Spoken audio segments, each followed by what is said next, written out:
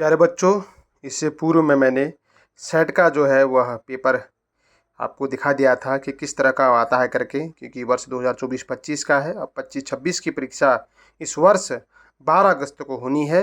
तो मेरा आपसे निवेदन रहेगा कि आप एक बार परीक्षा में जाने से पूर्व अपने पूर्व वर्ष के पेपर को देख के जाएं, जिससे कि आपको थोड़ा सा एक प्रकार से प्रिपेयर हो जाएं, माइंड आपका प्रिपेयर हो जाए कि प्रश्न इस तरह के आते हैं करके। इसलिए पुराने पेपरों को देखे बिना कभी नहीं जाना चाहिए। तो मैं इसको दिखाना चाहूँगा इसमें किस तरह के प्रश्न आते हैं।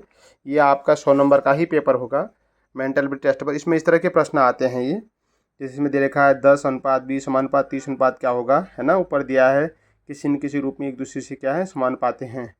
तो 10 दूनी 20 और 30 दूनी 60। ऐसे ही कह रहा है नीचे वाला प्रश्न नंबर 2, छाता का काम क्या, हमें धूप से बचाना है। उसी प्रकार जो है ओजोन परत का काम क्या होता है, अल्ट्रावायलेट जो किरणें होती हैं उन्हें रोकता है ना। जिस प्रकार का मैन का संबंध PDQ से है उसी प्रकार WAN का संबंध किससे होगा। तो आपको पता है MEN में प्रत्येक में 3 जोड़ने पर M में 3 जोड़ के P होगा, E में 3 जोड़ के D हो जाएगा, N में 3 जोड़ के Q। इसी तरह से आप W में जोड़ोगे Z, E में +3 करेंगे BCD और N में OPQ, तो ZQ आ रहा है। ठीक है। इसी प्रकार नीचे क्वेश्चन नंबर 4 दे रखा है, देखिए 100, फिर उसके बाद 121, फिर समानुपात 144, फिर क्या आएगा करा है। तो 100 का मतलब क्या, 10 का स्क्वायर 100 होता है ना। 11 का स्क्वायर 121 होता है, 12 का स्क्वायर 144 होता है, और 13 का स्क्वायर क्या होता है 169 होता है। तो बड़ा सरल है ना। 10, 11, 12, 13 सिक्वेंस में है। इसी तरह वहाँ पर रीजनिंग आती है। अभी जरूर इनको देखो, अभी मिला रखा है ना। किसी प्रकार पहले बॉक्स से दूसरा बॉक्स इस प्रकार बन रहा है, तो तीसरा इस त्रिभुज से क्या बन सकता है करके, ये भी है। इसी प्रकार GFC का संबंध CFG से है, तो G पे -3 कर दो, F का F सेम है और C में फिर +3 कर दो, GR। इसी तरह ये समानुपाती हैं, ये सब हैं। इस प्रकार अगला क्या बनेगा करके दिखा रखा है। तो आराम से आप इनको देख सकते हैं। अगर थोड़ा सा आपकी रीजनिंग पावर अच्छी है तो बढ़िया है। जैसे क्वेश्चन नंबर 11 है, 12, 15, 18, 21, तो अगला क्या होगा। तो प्रत्येक में 3 जोड़ रखा है। उसी प्रकार नीचे है 4, 12, 28, 60, 124, तो अगला क्या होगा। देखो प्रत्येक में इन्होंने ए में 8 जोड़ के 12 होगा। 12 में फिर आप 8 दूनी 16 जोड़ोगे तो 28 हो जाएगा। 8 में 16 जोड़ोगे 28 में फिर 32 जोड़ के 60, 60 में 64 जोड़ोगे 124, 124 में 128 जोड़ोगे तो 252 हो जाएगा। इसी तरह ए में 3 जोड़ोगे तो डी के बाद 3 जी के बाद अगला 3 जे के बाद अगला 3 एम, अगला जो आ रहा है 252 पी आ रहा है। इस तरह के क्वेश्चन वहाँ पर आते हैं, सब रीजनिंग पर आधारित हैं। बहुत आराम से आप लोग इनको कर सकते हैं। ठीक है, ये देख लीजिए 1, 2, 6, 24, 120, अगला क्या होगा करके। 1 दूनी 2, 2 3 6, 6 चौको 24, 24 पंचे, है ना। इस तरह से आप आराम से इसको कर सकते हो। इसको देख लीजिएगा एक बार जाने से पहले।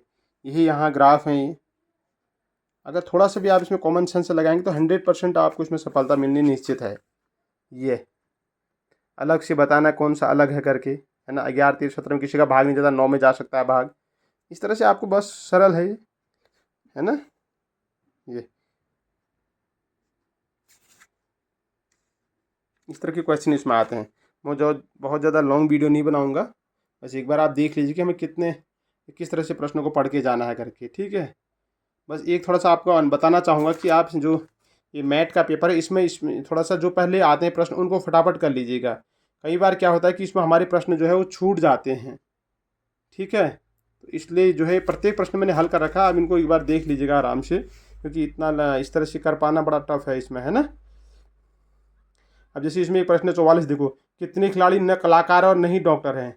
तो खिलाड़ी वाले को अलग कर लो, डॉक्टर वाले बॉक्स को अलग करो। बाद में जो बच रहा है कौन सा बच रहा है, 25 बच रहा है। देखो 25 न तो खिलाड़ी में पहुंच पा रहा है और नहीं, और न कलाकार है और नहीं डॉक्टर है, दोनों कुछ नहीं है वो, है ना। 25 में उसके बॉक्स से बाहर और खिलाड़ी उसके भी बॉक्स से बाहर है। इस तरह आप इनको देख सकते हैं आराम से।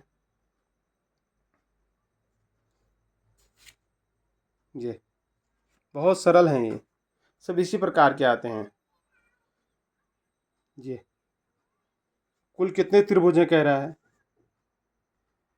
ये जो त्रिभुज वाला है इसको जरा देख लो एक बार, कितना सरल है। जब आपको सिंपल आए, माने इस 1, 2, 3 और 4 है ना बॉक्स, तो इनको जोड़ लो। 4, 3, 7, 7, 2, 9, 1, 10। अगर यही थर्ड 3 होंगे, इसको भी थोड़ा देख लीजिएगा। अगर ये 3 है सपोज के लिए, ऐसे 3 दे रखे हैं, तब आपको 1 2 और 3 लिखना है। 3 2 5 1 6, इसमें कितने होंगे? 6 होंगे। ठीक है, तो ये देख लीजिएगा, थोड़ा सा सरल है ये। एक बार इसको पढ़ लेना और आराम से आप इनको कर सकते हो। ठीक है, थोड़ा सा मैं जल्दी टाइम का इससे ध्यान रखिएगा, इतना मेरा आपसे निवेदन है। ये भी सरल है ना, कोई सी दिक्कत नहीं है। एक बार ज़रूर इनको आप देखना मत भूलिएगा। ये भी बहुत सरल दे रखा है। प्रश्न प्रश्न नंबर 77 देखो, 5 4 9 है और 5 चौको 20, 8 3 11 है, 8 3 24, इसी तरह 9 चौको 36 हो जाएगा और 9 4 13 हो जाएगा, है ना। बहुत सरल है, देखो 9 4 13 और 9 चौको 36, यहाँ पर क्या आ जाएगा? 36 आ जाएगा। आकृति वाले प्रश्न बहुत देखे, थोड़ा सा इनको अगर आप अच्छी तरह तैयारी करके जाएंगे ना तो आपका सिलेक्शन श्योर है।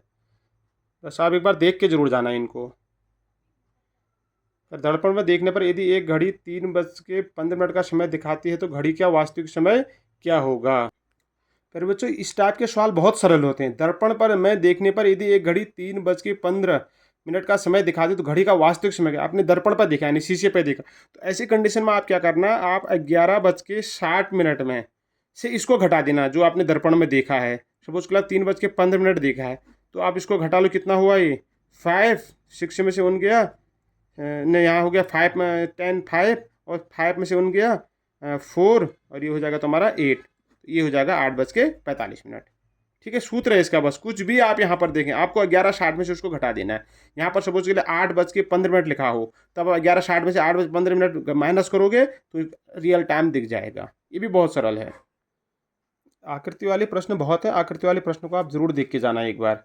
यहाँ से आएंगे प्रश्न, ये बहुत आते हैं आकृति वाले, और यही तुमने आपने सही कर दिए तो समझ लो आपका श्योर सिलेक्शन है। सिर्फ आकृति आपको देखनी है, बस सारे प्रश्न आकृति वाले हैं, देखिए कुछ भी नहीं है, ये सारे आकृति वाले हैं, है ना।